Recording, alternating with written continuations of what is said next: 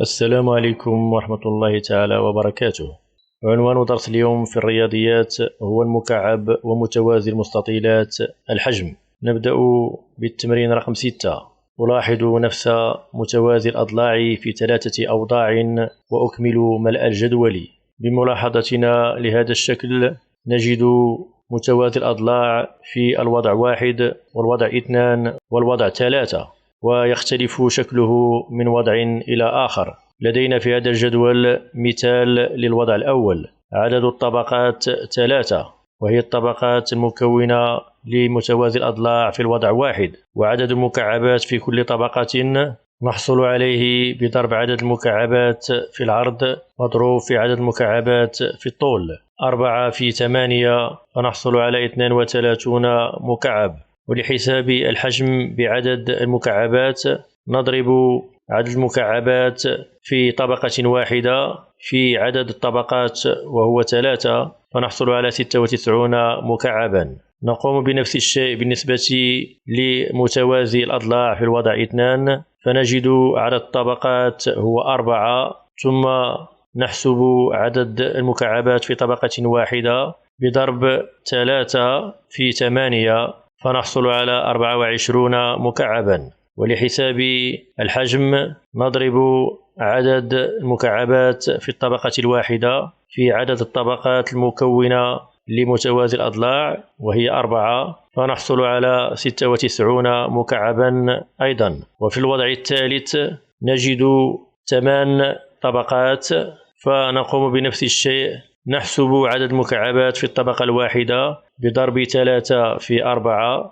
وتعطينا 12 مكعبا في الطبقة الواحدة. وللحصول على عدد المكعبات في جميع طبقات متوازي الأضلاع نضرب 12 في عدد الطبقات هو 8، ونحصل على 96 مكعبا. وبذلك نلاحظ أنه يمكن الحصول على نفس الحجم مع تغيير شكل متوازي الأضلاع بتغير عدد المكعبات في الطبقة وعدد الطبقات.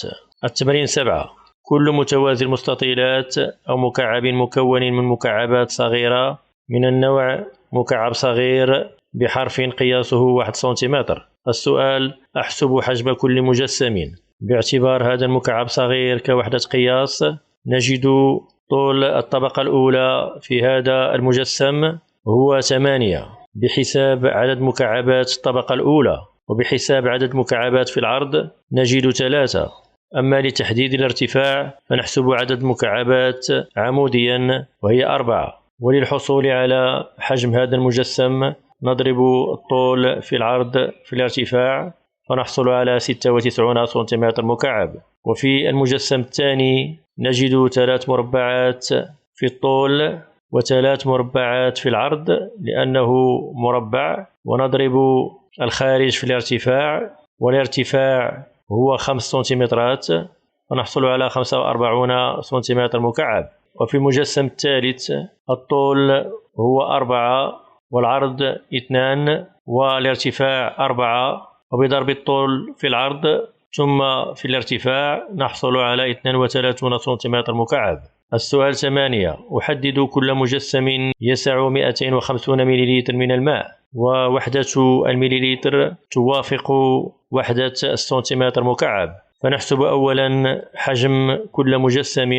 المجسم A نحصل على حجمه بضرب طول القاعدة وهو 15 سنتيمتر في العرض وهو 12 سنتيمتر، في الارتفاع هو 8 سنتيمترات، ونحصل على 1440 سنتيمتر مكعب، وهي أكبر من سعة الماء. فنقول أن المجسم A يسع 250 مليلتر من الماء، والتي توافق 250 سنتيمتر مكعب. أما بالنسبة للمجسم B فنحسب حجمه بضرب مساحة القاعدة وهي 20 سنتيمتر مربع في الارتفاع هو 10 سنتيمترات، فنحصل على 200 سنتيمتر مكعب، وهي أقل من سعة الماء. فنقول أن هذا الحجم لا يسع هذه الكمية من الماء. وفي الشكل C نحصل على الحجم بضرب طول القاعدة وهو 25 سنتيمتر في العرض وهو 5 سنتيمترات، في الارتفاع وهو 2 سنتيمتر، ونحصل على 250 سنتيمتر مكعب، وهي تساوي سعة الماء. فنقول أن هذا المجسم يسع هذه الكمية من الماء. وفي المجسم دي نحسب الحجم بضرب الطول في القاعدة هو 8 سنتيمترات، في العرض هو 5 سنتيمترات، مضروب في الارتفاع هو 9 سنتيمترات، فنحصل على 360 سنتيمتر مكعب. وهذا الحجم أكبر من 250 مليلتر الذي يوافق 250 سنتيمتر مكعب، فيكون هذا المجسم أيضا قابل لأن يسع 250 مليلتر من الماء. والمجسم نحسب حجمه بضرب مساحة القاعدة وهي 45 سنتيمتر مربع، الارتفاع هو 5 سنتيمترات، ونحصل على 225 سنتيمتر مكعب، وهي أصغر من 250 مليلتر، فنقول أن هذا المجسم لا يسع هذه الكمية من الماء. التمرين 9. أحسب حجم المكعب وحجم متوازي المستطيلات. نبدأ بالمكعب، فنحسب حجمه بضرب طول الحرف 5 في 5 في 5، ونحصل على 125 سنتيمتر مكعب. وللحصول على حجم متوازي المستطيلات نضرب طول القاعدة 7 سنتيمترات في 3 سنتيمترات في العرض، ثم نضرب الخارج في الارتفاع وهو 4 سنتيمترات، ونحصل على 84 سنتيمتر مكعب. التمرين 10 يقول Adam verse 50 cm3 d'eau dans ce récipient. Je colorie le niveau d'eau dans le récipient. السؤال يقول آدم أفرغ 50 سنتيمتر مكعب من الماء داخل هذا الإناء، لون مستوى الماء داخل الإناء. وبما أن وحدة سنتيمتر مكعب توافق وحدة المليلتر، فتكون 50 سنتيمتر مكعب هي 50 مليلتر، و50 مليلتر تأتي في هذه الدرجة ما بين 60 مليلتر و40 مليلتر، فنلون الإناء إلى درجة 50 مليلتر. نمر إلى فقرة أستثمر. والتمرين رقم 1. أحسب عدد المكعبات الصغيرة التي تكفي لملء المكعب، وأحسب حجمه V. هذا المكعب والذي حرفه A مكون من مكعبات صغيرة، بعضها موجود وبعضها يجب وضعه ليكتمل المكعب. ولحساب عدد المكعبات الصغيرة اللازمة لملء هذا المكعب يجب حساب عدد الطبقات وعدد المكعبات المكونة لكل طبقة. وهذا المكعب مكون من 3 طبقات، وكل طبقة متكونة من 9 مكعبات صغيرة. وبما أن المكعب مكون من 3 طبقات، نحصل على عدد المكعبات بضرب 9 في 3، فنحصل على 27 مكعبا. وللحصول على عدد المكعبات اللازمة لملء هذا المكعب نقوم بطرح عدد المكعبات الصغيرة الموجودة وهي 11 من عدد المكعبات وهو 27، فنحصل على 16، فيكون عدد المكعبات هو 16 مكعبا. السؤال الثاني أحسب قياس حرف المكعب بالسنتيمتر. إذا علمت أن طول حرف مكعب صغير هو 1 سنتيمتر، وهذا المكعب طول حرفه هو A وهو مكون من 3 مكعبات صغيرة، فيكون إذن طول الحرف هو 1 في 3 وهو 3 سنتيمترات. السؤال الثالث أحسب A مضروبة في A مضروبة في A. وبحسابنا لA وهو 3 سنتيمترات مضروبة في 3 مضروبة في 3، ونحصل على 27 سنتيمتر مكعب. فنلاحظ أن حجم هذا المكعب يوافق عدد المكعبات الصغيرة المكونة له، لأن طول حرف كل مربع صغير هو 1 سنتيمتر. التمرين 2. أحسب عدد المكعبات الصغيرة التي تكفي لملء متوازي المستطيلات، وأحسب حجمه. هذا المتوازي المستطيلات مكون من 3 طبقات أو صفوف، ولحساب عدد المكعبات في الطبقة الواحدة نضرب عدد المكعبات في الطول وهي 6 في عدد المكعبات في العرض وهي 4، فيكون عدد المكعبات في الصف أو الطبقة هو 4 في 6 يساوي 24 مكعبا. وعدد الصفوف أو الطبقات هو 3. ولحساب عدد المكعبات الصغيرة اللازمة لملء هذا المتوازي المستطيلات يجب القيام بعملية طرح عدد المكعبات الصغيرة الموجودة من عدد المكعبات التي تملأ متوازي المستطيلات، ونحصل على 61 مكعبا متبقية. ثم نحسب حجم هذا المتوازي المستطيلات بضرب طول القاعدة وهو 6 سنتيمترات في العرض وهو 4 سنتيمترات في الارتفاع وهو 3 سنتيمترات، لأن كل مكعب صغير قياس حرفه 1 سنتيمتر، فنحصل على 72 سنتيمتر مكعب، فيكون هو قياس حجم هذا المتوازي المستطيلات.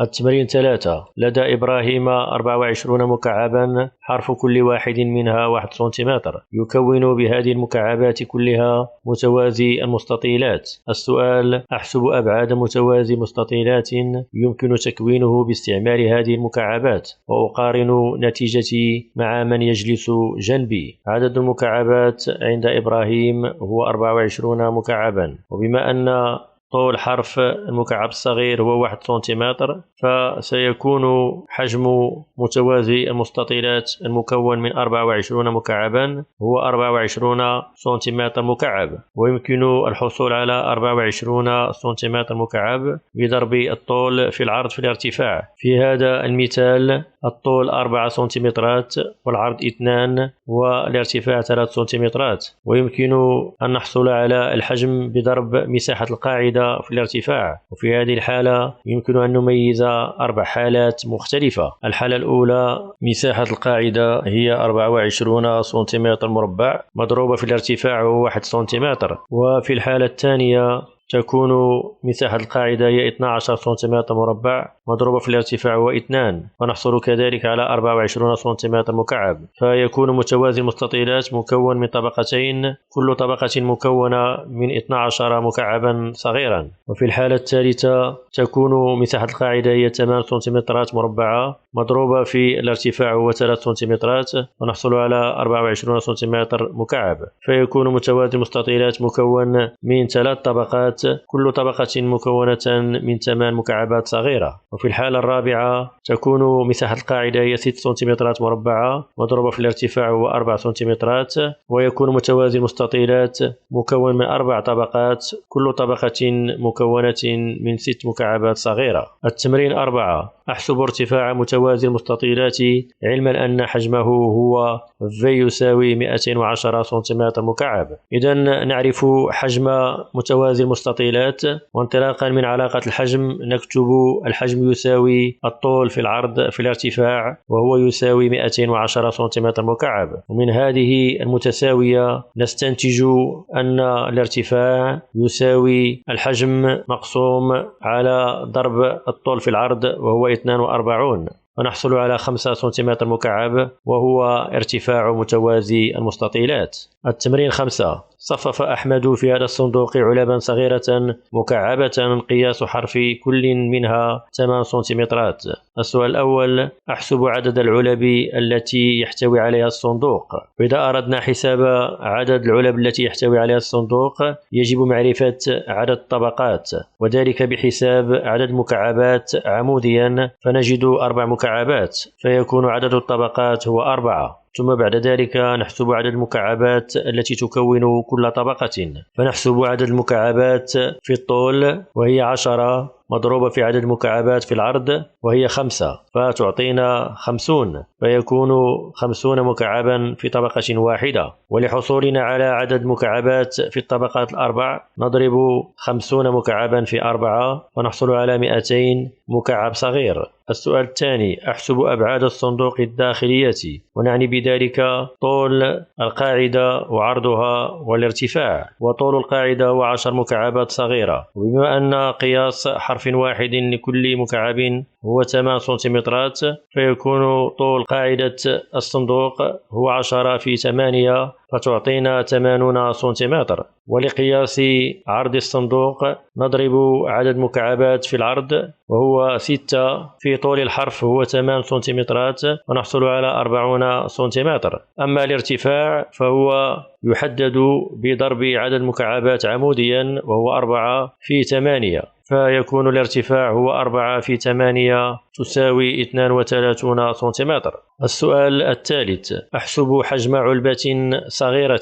وبما أن العلب الصغيرة مكعبة الشكل وقياس كل حرف منها هو 8 سنتيمترات، ونحصل على حجمها بضرب طول الحرف 8 سنتيمترات في نفسه مرتان، ونحصل على 512 سنتيمتر مكعب، فيكون هذا هو حجم العلبة الصغيرة. السؤال الأخير: أحسب حجم الصندوق بطريقتين مختلفتين. فيمكن حساب حجم الصندوق بالطريقة الأولى، وذلك بحساب عدد العلب الصغيرة. بما أن لدينا 200 علبة صغيرة وحجم كل واحدة منها هو 512 سنتيمتر مكعب، فنضرب عدد العلب الصغيرة في حجم كل واحدة منها، ونحصل على 102,400 سنتيمتر مكعب. فأما الطريقة الثانية فنستعمل فيها أبعاد الصندوق، وهي الطول والعرض والارتفاع، فنضرب الطول في العرض في الارتفاع، فنحصل على نفس النتيجة وهي 102,400 سنتيمتر مكعب.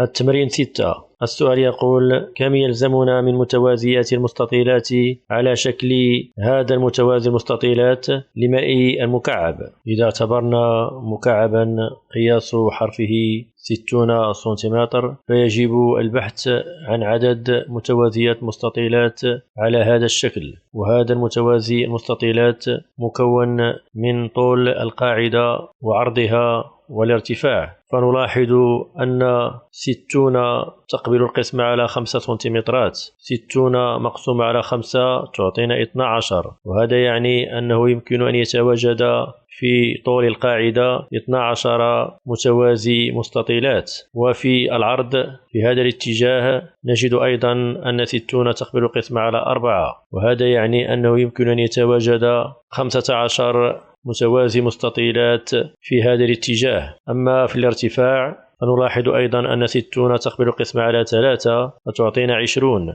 فيمكن أن تكون 20 طبقة من هذا المتوازي المستطيلات في هذا المكعب. وللإجابة على كم يلزمنا من متوازيات المستطيلات على هذا الشكل، فنضرب عدد متوازي المستطيلات الذي يمكن أن يتواجد في الطول في عدد متوازي المستطيلات التي يمكن أن تتواجد في العرض، مضروبة في عدد متوازي المستطيلات الذي يمكن أن يتواجد في الارتفاع، فنحصل على 3600 متوازي مستطيلات. والسؤال الثاني يقول: أحسب حجم متوازي المستطيلات الصغير. وهذا المتوازي المستطيلات الصغير أبعاده هي 5 سنتيمترات في طول القاعدة، و4 في العرض، و3 في الارتفاع. نضرب 5 في 4 في 3 فنحصل على 60 سنتيمتر مكعب، فيكون هو حجم متوازي المستطيلات الصغير. السؤال الثالث يقول: أحسب حجم الصندوق بطريقتين مختلفتين. الطريقة الأولى تكون بحساب عدد متوازيات المستطيلات،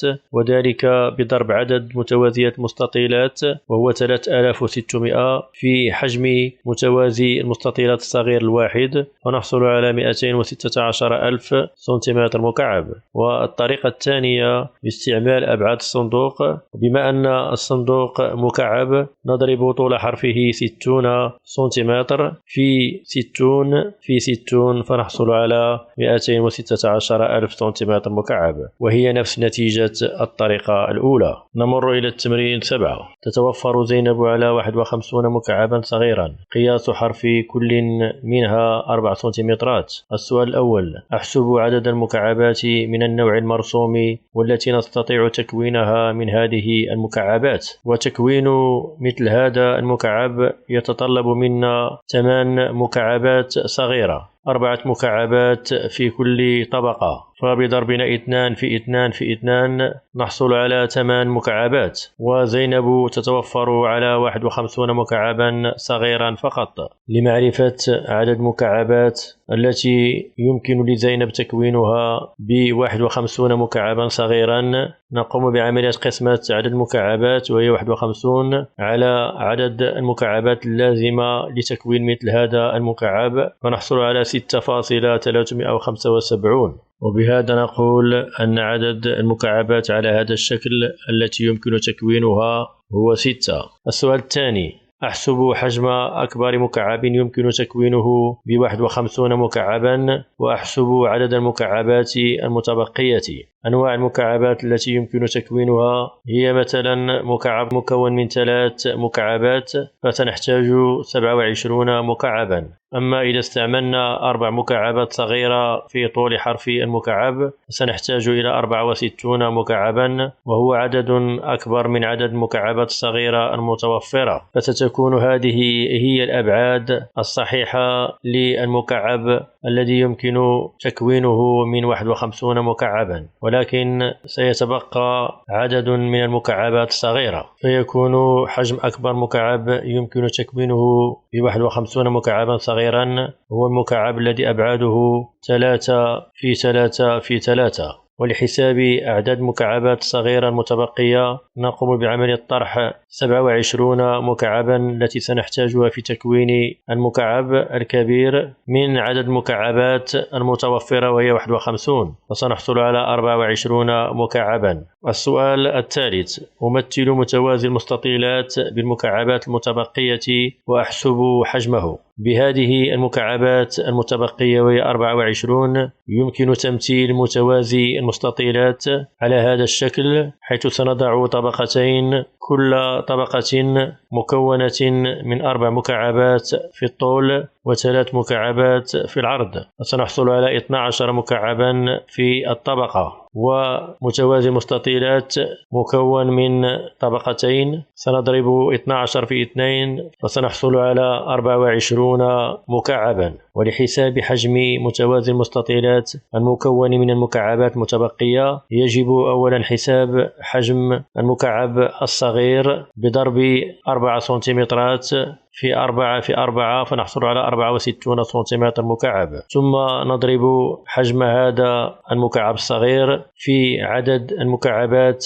الصغيرة المتبقية وهو 24 فنحصل على 1536 سنتيمتر مكعب، فيكون هو حجم هذا المتوازي المستطيلات. نمر إلى التمرين 8. أفرغ تريم 72 سنتيلتر من الماء في الإناء 1، وأفرغ فارس 72 سنتيلتر من الماء في الإناء 2. السؤال: أحسب ارتفاع الماء في كل إناء. إذا لدينا إناءين، نعتبر مثلا هذا هو الإناء 1 وهذا هو الإناء 2. نحسب أولا حجم الإناء 1 بضرب مساحة القاعدة وهي 36 سنتيمتر مربع في الارتفاع هو 10 سنتيمترات، ونحصل على 360 سنتيمتر مكعب. ونعرف أن وحدة المليلتر توافق السنتيمتر مكعب. إذا وضعنا جدول التحويلات الخاصة بالحجوم ووضعنا 72 سنتيلتر داخل الجدول، إذا حولناها إلى المليلتر فسنحصل على 720 مليلتر، وهي السعة التي توافق السنتيمتر مكعب، وبذلك سيكون لدينا 720 سنتيمتر مكعب من الماء، وهو حجم أكبر من حجم الإناء الذي هو 360 سنتيمتر مكعب. ولذلك يجب التنبيه هنا إلى أن هذه الوحدة هي المليلتر وليست السنتيلتر، فسنعتبر هذه الكمية 72 مليلتر من الماء. فلحساب ارتفاع الماء في الإناء 1 سنستعمل قاعدة الحجم، وهي مساحة القاعدة وهي 36 سنتيمتر مربع مضروبة في الارتفاع الذي نبحث عنه والذي يمثل ارتفاع الماء في الإناء، ونحصل على ارتفاع الماء بقسمة حجم الماء على مساحة القاعدة وهي 36 سنتيمتر مربع فنحصل على 2 سنتيمتر، فنقول أن ارتفاع الماء في هذا الإناء 1